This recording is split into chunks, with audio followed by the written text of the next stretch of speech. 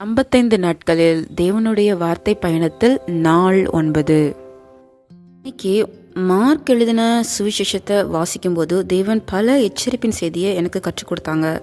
அதில் சில காரியத்தை உங்ககிட்ட ஷேர் பண்ண விரும்புகிறேன். இந்த வசனத்தை நீங்கள் வாசிக்கும்போது, நீங்கள் அறியாதபடியால் அவர் எப்போ வருவாருன்னு நமக்கு தெரியாது. ஆனால் 13:29 நம்ம வாசிக்கும்போது, அவர் சமீபமாய் வாசல் அருகே வந்திருக்கிறார் என்று அறியுங்கள். ரொம்ப சமீபமாக வாசல் அருகே வந்திருக்கிறாரு. ஒவ்வொரு நாளும் அவர் உங்களை எதிர்பார்க்குறாரு. நீங்கள் அவரை அறிஞ்சிக்கணும், அவரை தேடணும் சொல்லி.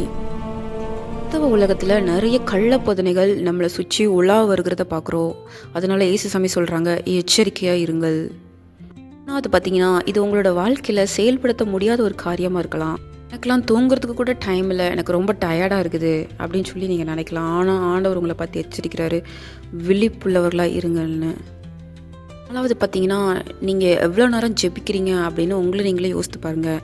எனக்கு டைம் இல்லை, நான் ரொம்ப பிஸி அப்படின்னு ஓடிட்டு இருக்கிறோம்.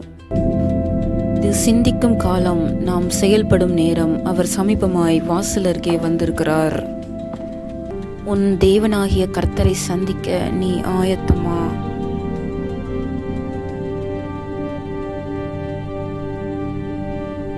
இன்றைக்கி டே 9ல் மார்க்கு 11ஆம் அதிகாரத்துலேருந்து 16ஆம் அதிகாரம் வரைக்கும் வாசிக்கிறதுக்கு தேவன் கிருபை செஞ்சாங்க. எப்பவும் போல் நான் 4:30க்கு எழுந்திரிச்சிட்டு 5 o'clock வரைக்கும் வார்ஷிப் அண்ட் ப்ரேயர் பண்ணேன். அதுக்கப்புறமா பைபிள் ரீட் பண்ணேன். இன்றைக்கி நான் 11லேருந்து 16 அதிகாரம் நான் வாசித்தேன். எனக்கு 30 minutes ஆயிடுச்சு. நீங்கள் ஒரே நேரத்தில் இவ்வளோத்தையும் வாசிக்கணும்னு அவசியம் இல்லை. நீங்கள் ஸ்ப்ளிட் பண்ணிக்கலாம். காலையில் ஒரு 2, அதுக்கப்புறமா நைட்டு ஒரு 2 இல்லை 3, அந்த மாதிரி நீங்கள் இந்த மாதிரி வாசிச்சிக்கலாம். அதுக்கப்புறமா நான் 5:30லேருந்து 6 o'clock வரைக்கும் நான் ப்ரேயர் பண்ணேன். நிறைய ஜெப குறிப்புகளுக்கெலாம் நான் ஜெபம் பண்ணேன். ஸோ அதுக்கப்புறமா 6:15 வரைக்கும் நான் தேவன் என் கூட பேசின வார்த்தைகளை நான் ஆராய்ந்து அதை அறிந்து பார்த்தேன்.